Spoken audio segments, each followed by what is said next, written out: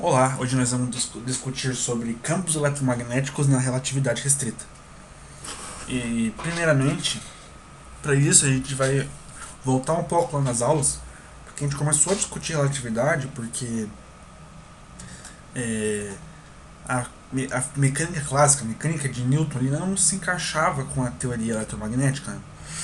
Então, por causa que previa que a velocidade da luz tinha que ser a mesma para todo referencial, de acordo com as equações de Maxwell que a gente viu.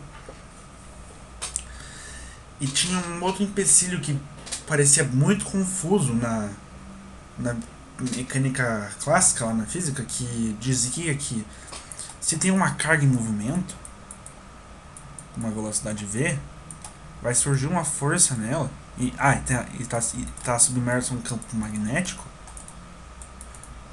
vai surgir uma força magnética nessa carga, que é Q a velocidade dessa carga vetorial com o campo magnético.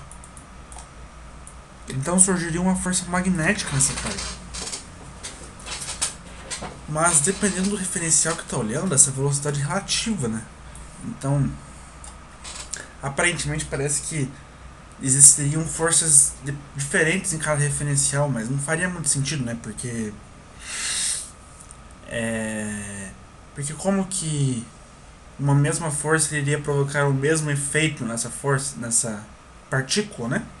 Porque a força que o efeito dessa força, eles estão enxergando a mesma coisa, mas a matemática diz que não é a mesma coisa, entende? Então tem alguma coisa errada nessa análise aqui, né? Quer dizer, a equação está certa, mas tem algo errado ao mesmo tempo. Isso que a gente vai tentar ver. Por que existe isso? E então, para fazer essa análise, a gente vai começar analisando novamente as equações de Maxwell, que estão aqui, as 4 equações de Maxwell. E primeiramente a gente vai analisar essas duas da esquerda aqui. Vai demorar um pouco essa análise. A primeira a gente vai analisar o fluxo magnético dentro de uma superfície fechada. Tem que ser igual a zero, porque as linhas de campo magnético são sempre fechadas, né? Não existe um monopolo magnético. E a circulação do campo elétrico ao redor de uma superfície, ela tem que ser igual a menos a variação do fluxo magnético. Essas duas que a gente vai analisar. Mas como que a gente vai analisar isso? Primeiramente, como sempre quando a gente está analisando um problema aqui, tentando deduzir alguma coisa, a gente vai desenhar 2 referenciais, tá? Um referencial 1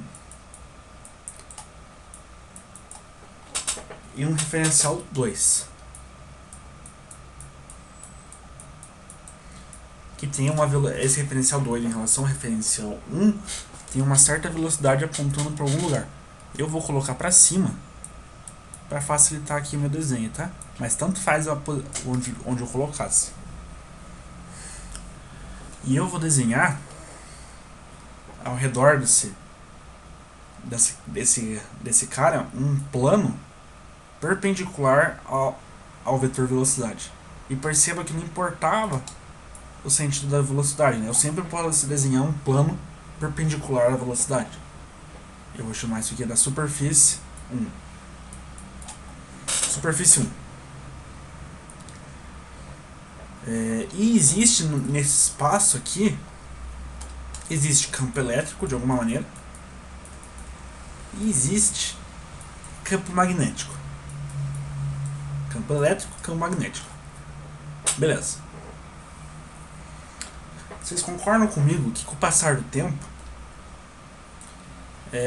o referencial 1 vai enxergar que essa superfície fazendo um desenho, tipo como se fosse um cilindro. Ó, aqui é a base 1, passou um tempo, a base 2 vai estar aqui em cima acompanhando o referencial 2, né? Formou um cilindro, que é a base, que é o topo, quer dizer, a pessoa está andando junto com o topo, né? Aqui está a superfície 1, original, né? Aqui vamos chamar de superfície 2. E aqui, o lado desse cilindro aqui, que a gente vai chamar de superfície 3. Que ele dá a volta aqui no espaço, né? Ele é como se fosse aquele lado do cilindro, né? Só como que uma base aleatória é uma base 100% esférica, não é uma volta esférica. Mas é uma parede aqui do cilindro. Uma parede desse cilindro, né? Cilindro. Faz sentido, né? Enfim, virou uma superfície fechada, né? Isso aqui. E isso aqui. E o cara tá dando pra cima ainda, né? E esse tamanho aqui tem um tamanho Δx, que como é uma velocidade constante, ela é igual a velocidade vezes Δt. E Δt é o tempo que o carinha demorou para andar daqui até aqui em cima, né? Faz sentido tudo isso, né? Lembrando que a velocidade é constante. Ok.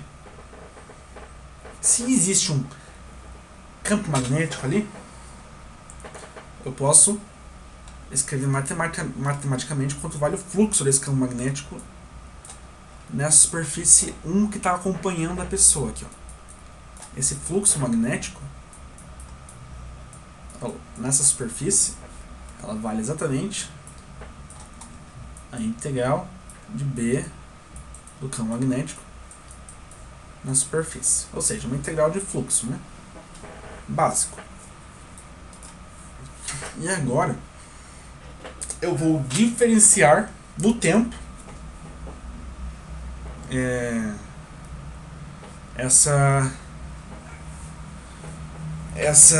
esse fluxo, ou seja, vai ficar a derivada do fluxo magnético no tempo vai ser igual ao que? Ao limite de Δt tendendo a zero, esse Δt, de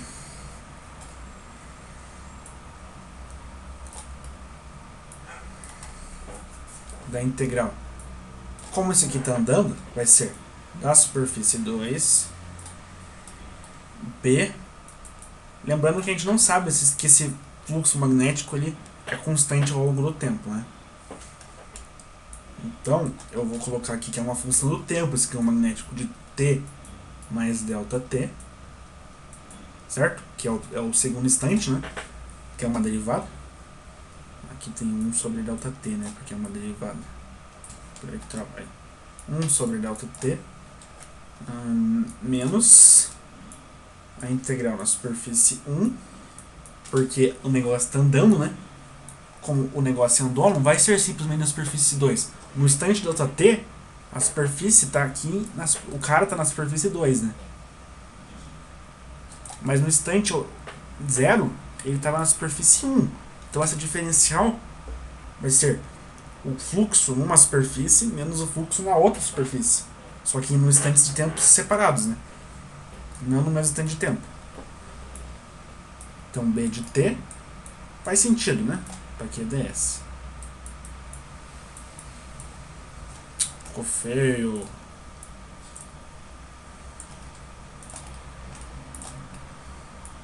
ds menos... Lembrando que tudo isso aqui é vetor, né? Pra gente não confundir. Então ficou isso aqui. Limite de Δt tendendo a zero. 1 sobre Δt, que não está aparecendo que é isso. Né? 1 sobre Δt vezes toda essa geringonça aqui. Entender isso aqui, né? É a diferencial do fluxo, e como a superfície está andando junto com a pessoa, não vai ser B de t mais Δt na superfície 2 menos normalmente na superfície 2. Não, porque naquele instante de tempo estava na superfície 1. Então não faria sentido aqui eu colocar a superfície 2 também, né? Entendeu? Enfim, é isso aqui. E lembrando, como que eu estou fazendo Δt tender a zero, é como se essa espessura fosse infinitesimal. Então a superfície 1 ela se confunde com a superfície 2, né? Porque o ΔT tende a 0. A superfície 1 e a superfície 2 estão muito próximas. Elas se confundem e praticamente são a mesma superfície. Por causa desse nosso limite. Beleza? Ok. E agora a gente vai usar uma das leis de Maxwell. Essa aqui, ó. Que o fluxo magnético numa superfície fechada é igual a 0. Aonde tem uma superfície fechada? Esse cilindro aqui. Certo? Esse cilindro é uma superfície fechada e tem 3 superfícies. Então, a gente também sabe que o fluxo magnético numa superfície fechada,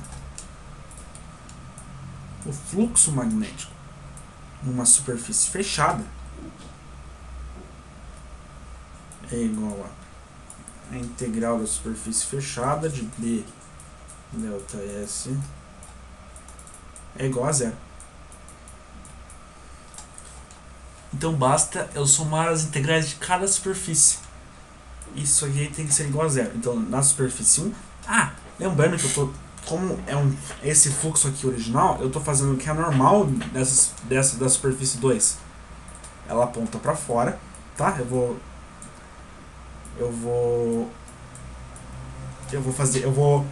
como que fala? Eu vou convencionalizar que tá para cima, assim. Como a superfície 2 nada mais é que a superfície 1 depois de ter mudado no tempo, então a normal dela também está apontando para fora.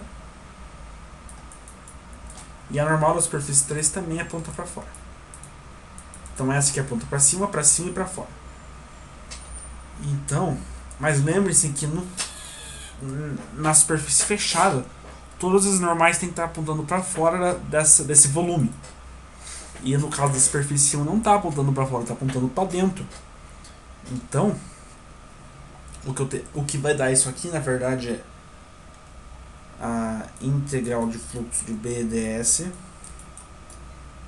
na superfície 2 mais a integral de fluxo na superfície 3 menos a integral de fluxo na superfície 1. Por que menos? Porque eu preciso fazer que a normal aponte para baixo agora, não para cima. Mas eu convencionalizei que está apontando para cima. Então eu preciso colocar um menos para isso apontar para baixo, né? Lembre-se que em fluxo, quando eu vou calcular o fluxo numa superfície fechada, eu preciso sempre fazer a normal tá apontando para fora, certo? É uma convenção.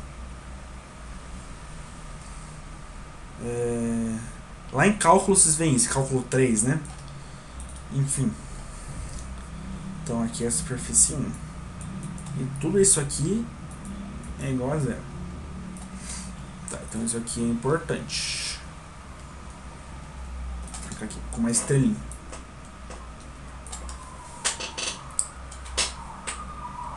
E agora eu vou pegar isso aqui de volta. Essa nossa equação aqui.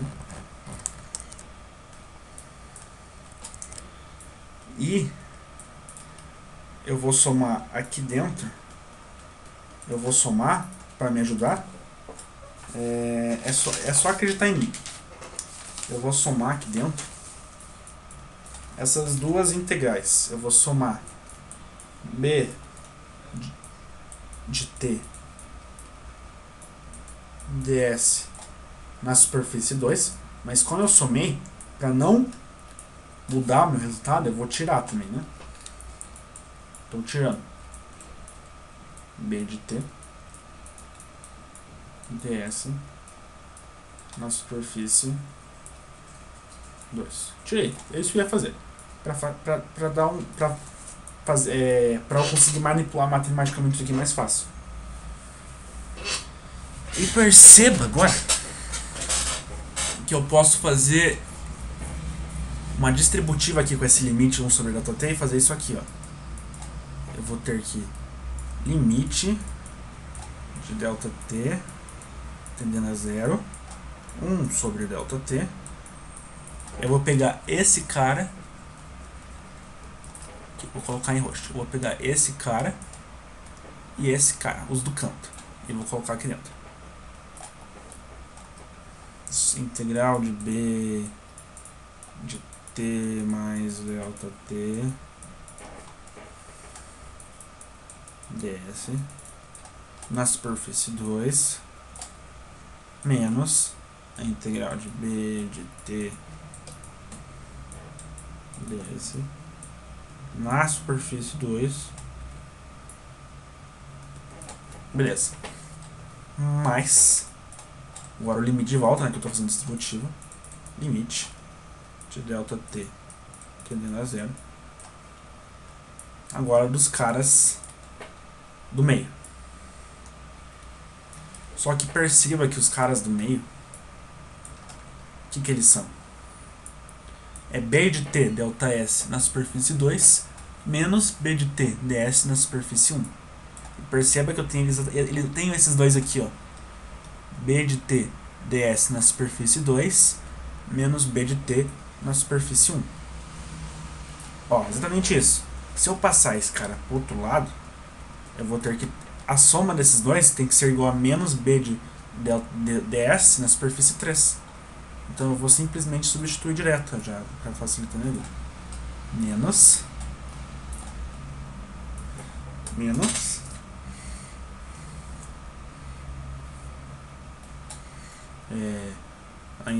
tem 1 sobre delta t, né, que eu esqueci de colocar, que é importante.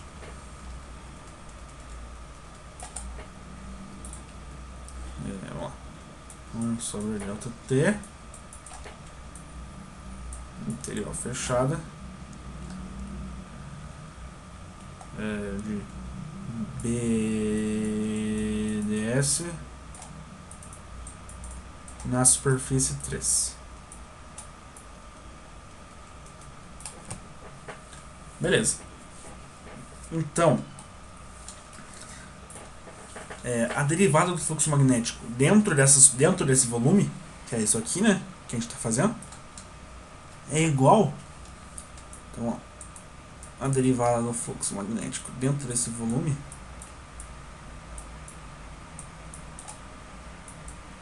é igual ao quê? Vou colocar aqui, ó, dentro do volume, aqui, ó, para facilitar, porque vocês vão ver, do volume, concorda comigo que esse cara aqui é do volume, né, que a gente está fazendo dentro, essa superfície menos essa, né, é igual a esse menos esse sobre delta t. O que é isso aqui? É exatamente a derivada do fluxo magnético em uma única superfície, na superfície 2. Mas como o delta t tendendo a zero, a superfície 2 se confunde com a superfície 1 e se confunde com a superfície. Certo? Então é na superfície em si mesmo. Então isso aqui é a derivada do fluxo magnético. Esse primeiro cara. Numa superfície.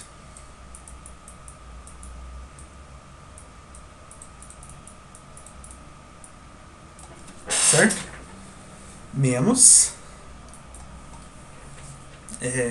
esse carinha aqui. Agora a gente vai brincar com esse cara aqui, que é um pouquinho mais difícil de enxergar.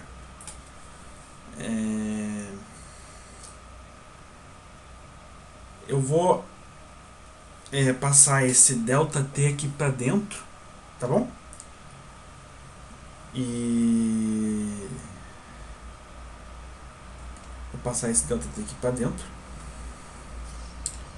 Então vai ficar isso aqui, esse cara aqui, ó. Eu vou escrever ele aqui sem o negativo, tá? Vai ficar limite de delta t tendendo a zero de b vetorial com ds 1 sobre delta t aqui embaixo, né? Passei para baixo. Perceba que isso aqui é ds sobre delta t. E delta t tende a zero. Delta t tende a zero. Então isso aqui é como se fosse uma derivada de ds por dt. Só que isso aqui é um vetor, né? ds por dt, lá na física é o que? É a velocidade. Então tudo isso aqui vai virar velocidade. Certo? Tá certo isso? Tudo isso aqui vai virar a velocidade. Ah não, mas isso aqui é uma superfície, né? Não é ds. Ignora o que eu falei por enquanto. ds é um volume, né? ds não é um caminho, é um volume, né? É uma área, quer dizer, ds é um pedaço infinitesimal de área. É um vetor, né? Então a gente volta lá pro cilindro. Lembra que a gente tinha um cilindro, né? Um cilindro meio estranho. Aqui, eu vou até desenhar de volta. Ficou feio, né? Então, vamos fazer lá para que vocês lembram com nós. Aqui, ó. Eu vou pegar um pedaço de infinitesimal de ds aqui na superfície 3. Isso aqui é ds. ds3, vamos chamar, né? Porque é da superfície 3. Quanto que ela vale? Lembrando que é um vetor isso aqui, né? A gente quer em forma de vetor. Lembra lá em GA que o produto vetorial entre dois vetores dá a área entre esses dois vetores, né? Então eu preciso de um vetor vetorial com outro vetor, vai dar uma área em forma, apontando para alguma direção. Eu quero que aponte para fora.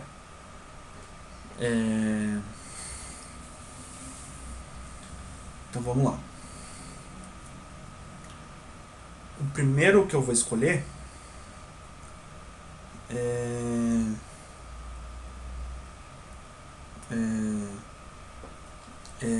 DL. O que é DL? É um caminho infinitesimal que dá a volta nesse vetor, que dá a volta nessa superfície, certo? É um DL. Aqui um DL. DL. Então, DL. Vetorial com o quê? Com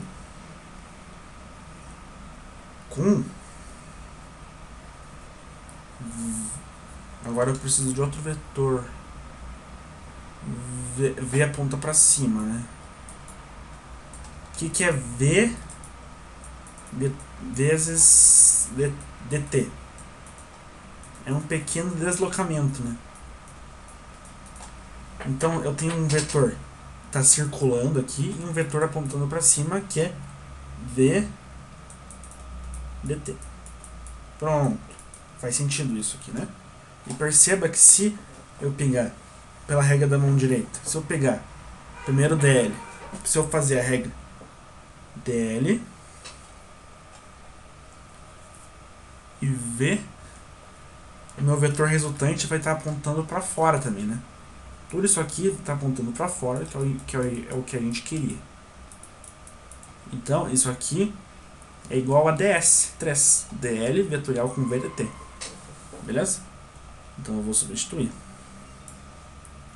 ds, na verdade, a gente acabou de ver que era dl vetorial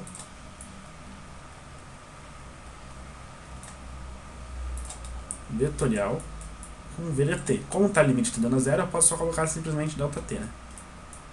Porque de ΔT tendendo a zero, isso aqui vira um dt. Enfim, a gente substituiu o ds por isso aqui. Aqui tem dt, aqui tem dt. Eu vou cortar esses dt's. Então o limite não me importa mais. E tudo isso aqui vai dar integral de b escalar com dl vetorial com v.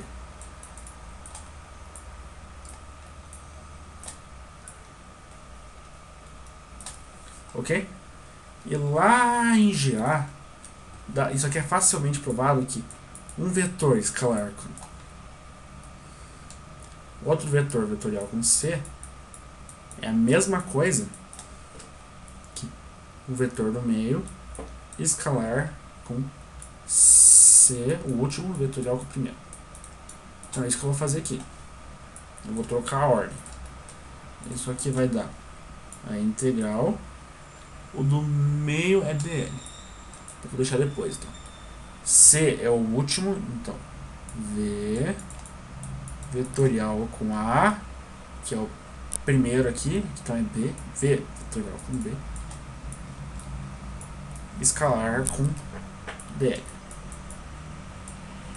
Pronto, conseguimos deixar uma integralzinha aqui. Então a gente substitui. É menos a integral de V vetorial B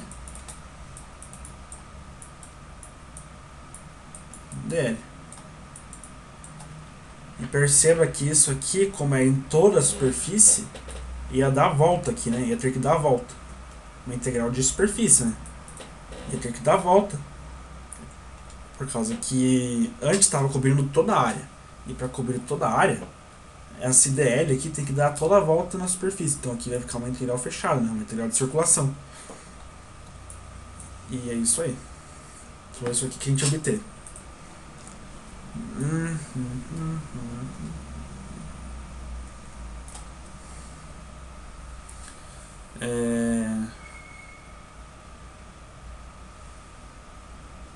E agora? Agora a gente vai mexer com a outra equação de Maxwell, que é essa aqui. Ó. A gente sabe que é integral. Aquela segunda aqui. Vou ter que copiar e colar para perder o mouse aqui. Essa aqui, ó. A integral de circulação do campo elétrico em uma única superfície é igual a menos a derivada do fluxo magnético nessa única superfície no tempo. É isso aqui. Certo? Lembrando que isso aqui é numa superfície. Então essa integral aqui é numa superfície. É numa superfície.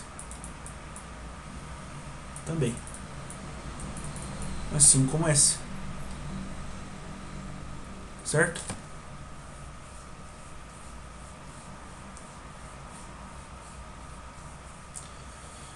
Então agora, o que eu vou fazer agora? Eu vou somar essa equação com essa equação. Somando as duas, o que eu obtenho? A derivada do fluxo magnético no tempo dentro desse volume, né? Mais a integral de circulação de E dl. Quando eu somar essa com esses dois vão se cortar, né? Que um está positivo e outro negativo. Menos a integral de circulação de V vetorial B dl.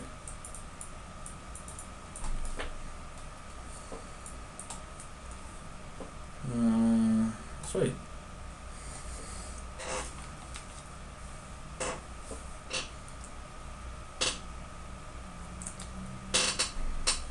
Esses dois aqui são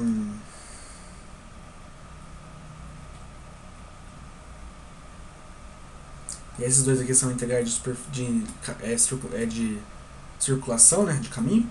Então eu vou juntar as duas, né? Vou passar isso aqui para esse lado e vou juntar na mesma integral. Vai ficar E mais V vetorial com B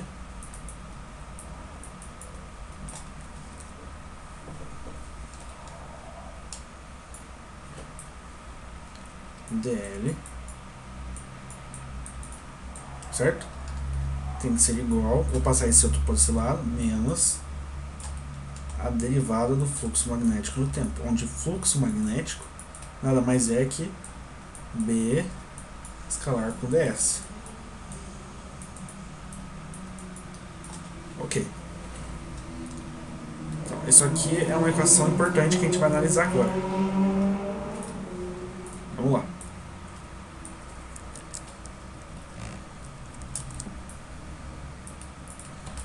Daqui, o que a gente obtém?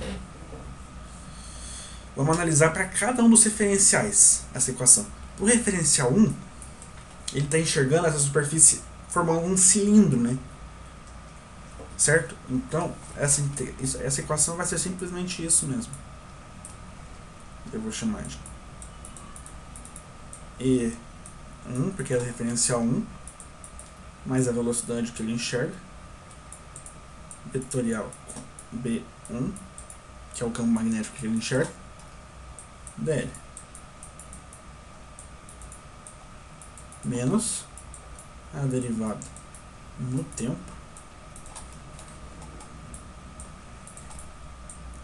do campo magnético circulando. Quer dizer, atravessando, né, que é um fluxo. A derivada do fluxo magnético. Ok. Esse aqui é o referencial 1. Já o referencial 2, ele não enxerga esse cilindro. Para ele nem existe a velocidade. Para ele a velocidade dele é zero, né? Então, essa parte aqui vai morrer. Não vai existir isso aqui, porque ele não enxerga essa velocidade. Não existe esse cilindro para ele, né? Então, E2, isso aqui não vai existir. A integral, né? Integral de E2 dl é igual a menos a derivada no tempo, só que é no tempo dele, né? Lembre-se que é no tempo dele. Então a gente vai colocar telinha de B ds.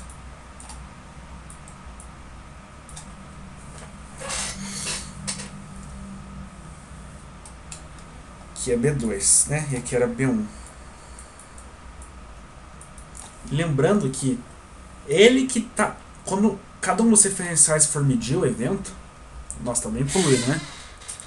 Esse carinha aqui ele vai ter que usar um relógio aqui e um relógio aqui em cima, né? Enquanto o próprio carinha que está no plano, ele pode usar o mesmo relógio para medir os dois eventos, né? Então é ele que está medindo o tempo próprio. E lembre-se que tempo próprio, para passar para o tempo do outro cara, basta multiplicar pelo fator de Lorentz, né? Daí vira o tempo do cara.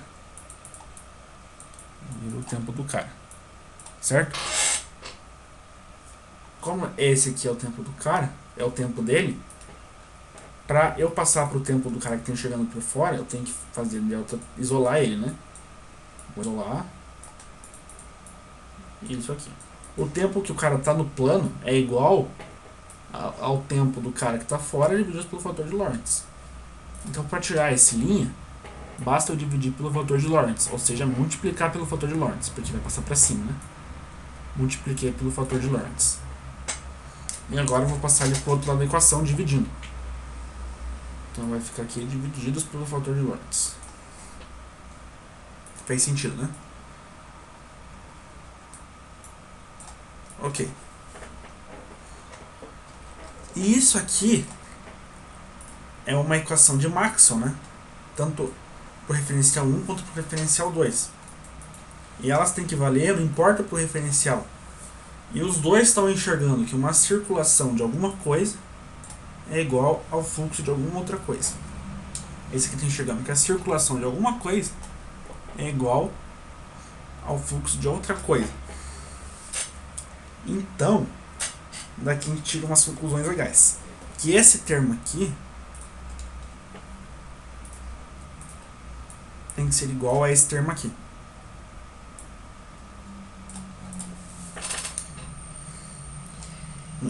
Porque os dois referenciais estão enxergando alguma coisa, mas elas têm que fazer a mesma coisa.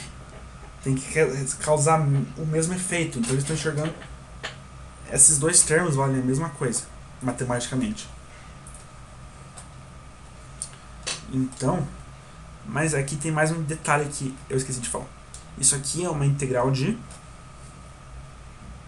circulação. Quando é uma integral de circulação,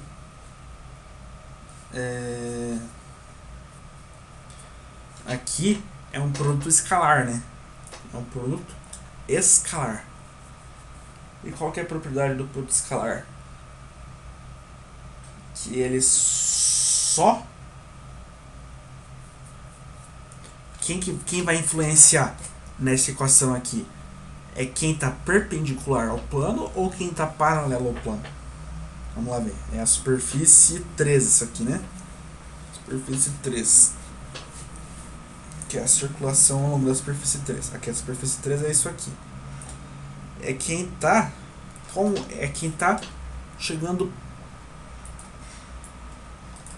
perpendicular à velocidade, vai causar efeito nessa integral, né? Os campos elétricos estão vindo paralelo, nem vão importar para a circulação, né? Propriedade lá de circulações de campo, lá de computacional, essas coisas. Então, Aqui a gente vai colocar aqui E1, mas não é qualquer um. É E1, que é perpendicular à velocidade, certo? Mais E1, que é perpendicular à velocidade, mais a velocidade vetorial com B1. Aqui não precisa ser, porque eu vou explicar agora. Porque a velocidade ela já é perpendicular ao plano, certo? A velocidade já é perpendicular ao plano. Então, sempre que eu faço um produto vetorial, eu vou obter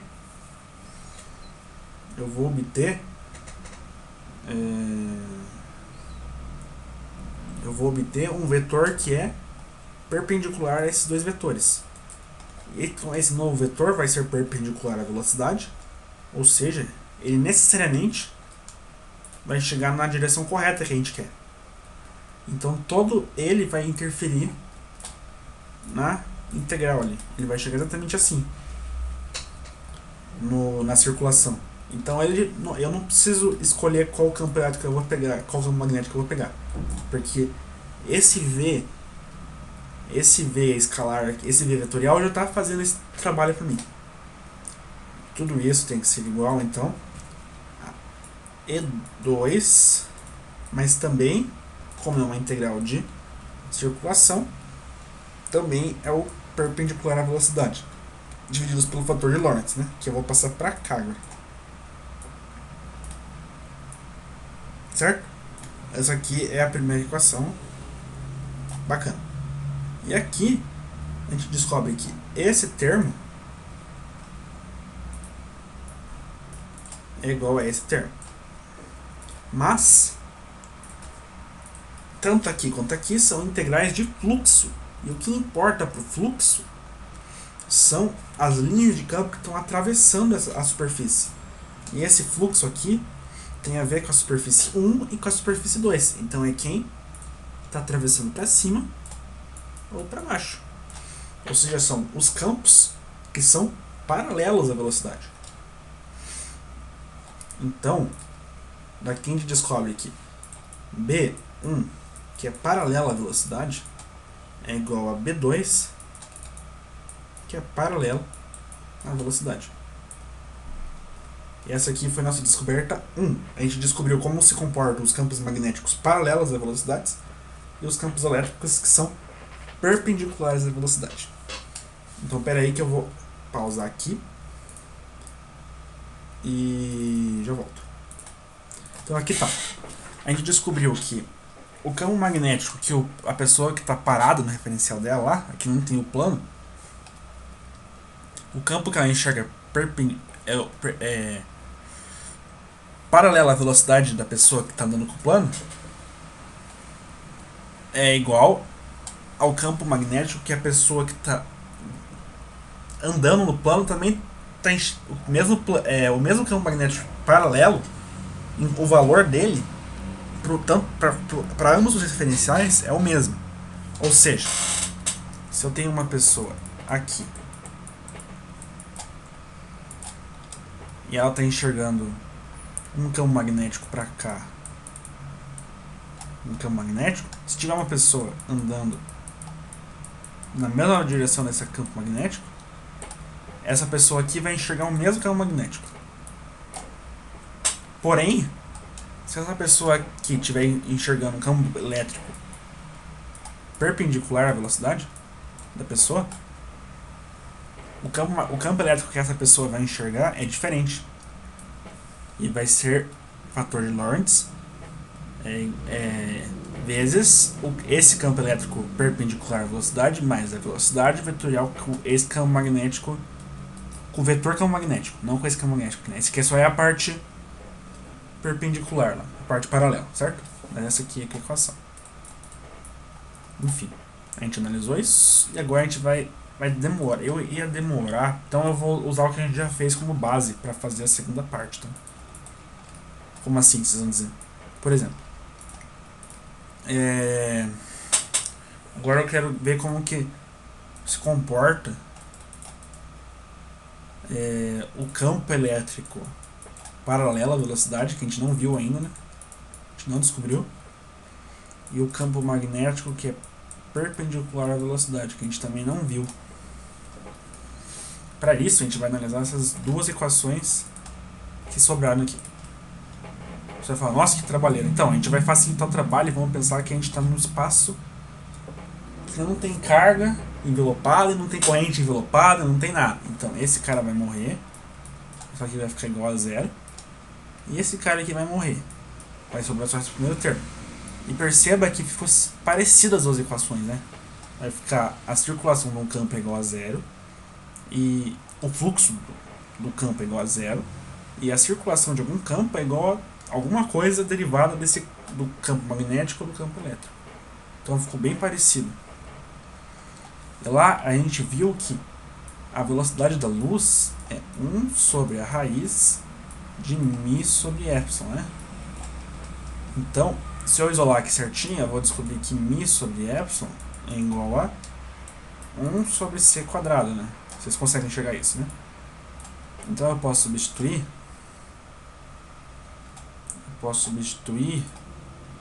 esse μ sobre epsilon por 1 sobre c quadrado. A gente vai fazer isso aqui no final, tá? Para não atrapalhar muito o nosso trabalho aqui. Tá, então vamos fazer igual. O que a gente vai fazer? Em vez de fazer pegar uma superfície e diferenciar o fluxo magnético, a gente vai diferenciar o campo elétrico agora. Então aqui vai ficar campo elétrico, aqui vai ficar campo elétrico, aqui vai ficar campo elétrico. Certo? Isso aqui continua valendo, isso aqui continua valendo, tudo isso aqui continua valendo. Agora a gente sabe que é o E ds, que é igual a zero, certo? Então é E da superfície 2, E da superfície 3, E da superfície 1. Aqui é do campo elétrico, E da superfície 2, E da superfície 1. Aqui a gente vai somar e subtrair a mesma coisa, lá igualzinho. E de volta. É só para ganhar tempo, tá? Senão vai ser a mesma coisa e vai ficar bem repetitivo aqui. E aqui. Deixa eu ver se tá fazendo tudo certo mesmo, para não dar um errado. Acho que sim. E tá certo por enquanto. E aqui aí, né? Tudo E. Ah, aqui vai mudar agora, né? Por quê? Agora aqui. Aqui muda. Pera aí. Não vou mais nem fazer isso aqui que a gente fez. Aqui muda bastante. Aqui vai mudar. Porque essa aqui não é mais equação, né, gente? Essa aqui não é mais equação. Agora aqui é mais. E tem um μ e um epsilon aqui. Lembra lá da equação de Maxwell, né? Tem um μ e um epsilon nessa equação aqui. Aqui é B agora, né? E aqui é E. Tá.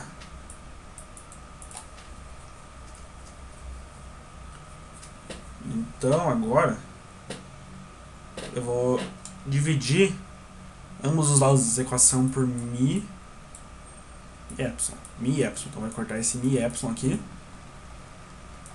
E agora sim eu vou somar. Eu vou subtrair as duas agora, né? Quando eu subtrair as duas vai ficar. É que eu tô tentando consertar aqui. Derivada do fluxo elétrico no tempo. Menos essa agora, né? Menos BDL sobre μ sobre epsilon. Daí essa menos essa corta. Isso aí. E essa aqui deu menos. Perfeito, cara. Perfeito. E qual que é a diferença agora?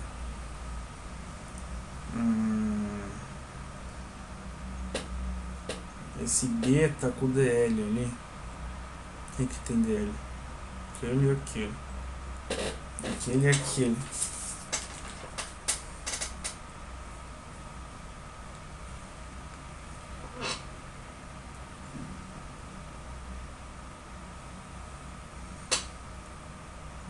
Então, eu vou falar que mi sobre r, a gente acabou de ver que era 1 sobre c quadrado. Para baixo. Como já está embaixo, vai aparecer um c quadrado em cima, né? Então aqui, em vez de aparecer mi sobre e, vai aparecer um c quadrado em cima.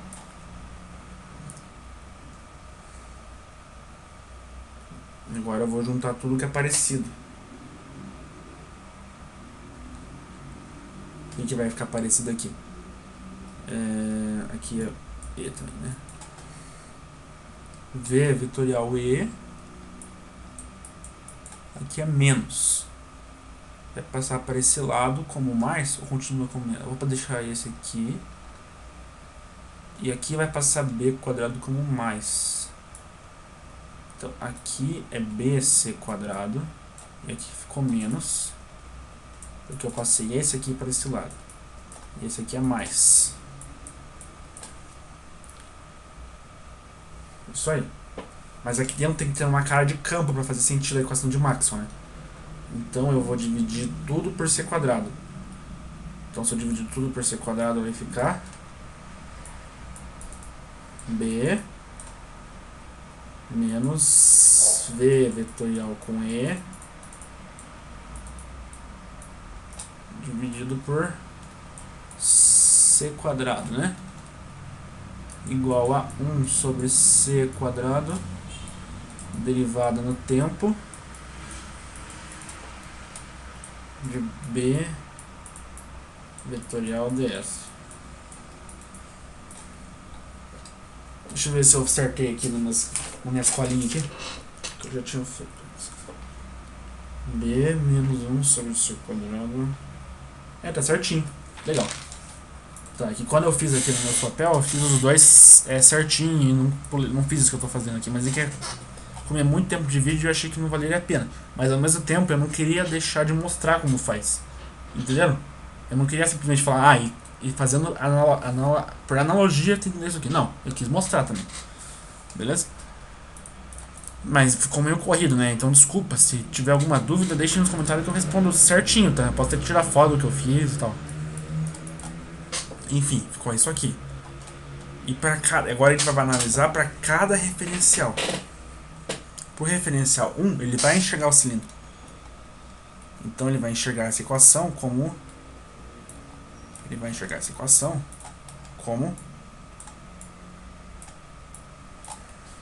B1 menos V, esse aqui é o referencial 1, né? V vetorial E dividido por C quadrado, tudo igual a 1 sobre C quadrado, del T, B 10.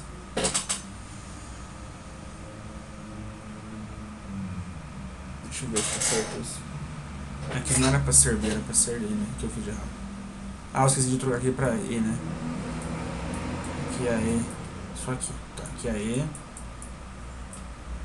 Então aqui também tem que ser E. Desculpa.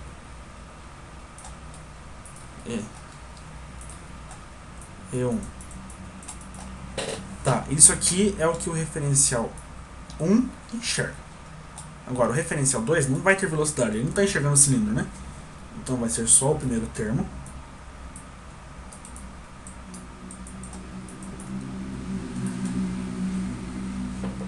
B2, né? Vai ser só o primeiro termo. Isso aqui, 1 sobre c quadrado. Lembre-se que ele está medindo o tempo próprio. Então, para corrigir esse e deixar igual ao tempo do outro cara, eu vou dividir por fator de lambda. Dividindo por fator de lambda, aparece um fator de lambda aqui, que eu posso passar dividido para cá. Certo? Del T, já consertei esse tempo, né? Igual a gente fez a última vez. B2. Isso aí. Agora a gente analisa o que tem dentro. A gente vai comparar esse com esse. Aqui é ds, né? dl. Aqui é dl também. Tá, como é uma integral de circulação, só importa os termos perpendiculares, né? Então, daqui a gente tira aqui B1 perpendicular mais V vetorial com E é igual a B2 perpendicular divididos por fator de Lorentz. Eu vou passar para cá multiplicando, vai ficar mais bonito. Certo? Essa aqui é a primeira. E a segunda, a gente descobre que E1 é igual a E2, só que como é uma integral de fluxo, o que importa são os termos paralelos à velocidade, né? Então vai ser E1 é paralelo é igual ao E2 paralelo. Então eu vou colocar lá em cima essas duas equações também, para deixar bem resumidinho. A gente descobriu essas duas. A gente também acabou de descobrir que E1, os campos que são paralelos a velocidades não mudam nos referenciais, o que é tanto o campo elétrico quanto o campo magnético, o que é uma descoberta bem interessante, né? E que B2 perpendicular é igual a, deixa eu ver lá embaixo, só vou escrever certinho, fator de Lorentz, fator de Lorentz, aqui é menos, né? Não sei onde eu coloquei mais, menos, fator de Lorentz B1, fator de Lorentz B1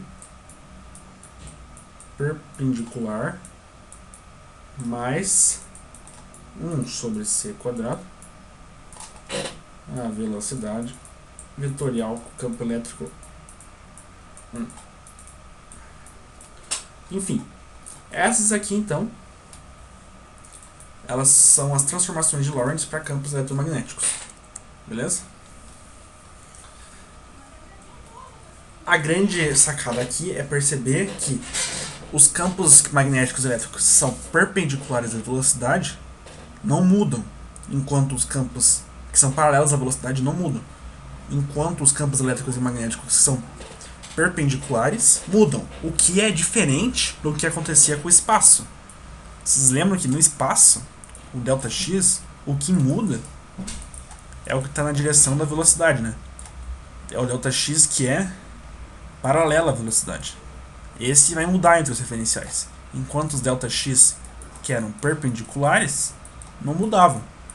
Percebem que aqui é o oposto, tá bom? Aqui é o oposto. Essa é uma sacada que tem que perceber, que é interessante, tá? Eu acho interessante.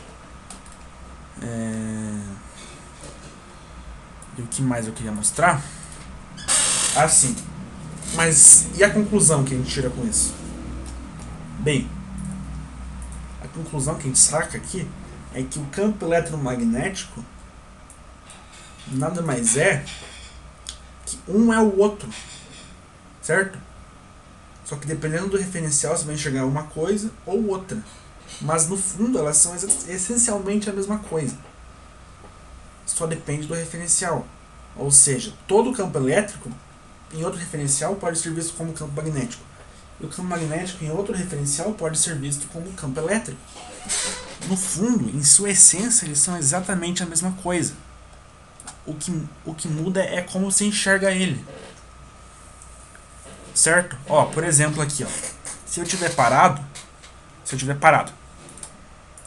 ou se a minha velocidade for muito menor que c, o fator de Lorentz tende a 0. Tende a 1, né? Quando a velocidade tende a 0. Aqui vai dar E1 paralelo. Mas a velocidade é pequena, né? Eu vou colocar 0 aqui mesmo. Ó, perceba que quando eu tô parado, eles são a mesma coisa. Se a velocidade for muito pequena, o fator de Lorentz é 1, mas a velocidade existe ainda, né? Então fica isso aqui. Tá bom? Isso aqui é como fica se a gente usasse Galileu, tá? Nas transformações de Galileu. Mas não é o que a gente está querendo usar aqui, nas transformações de Galileu. O que importa é isso aqui em cima.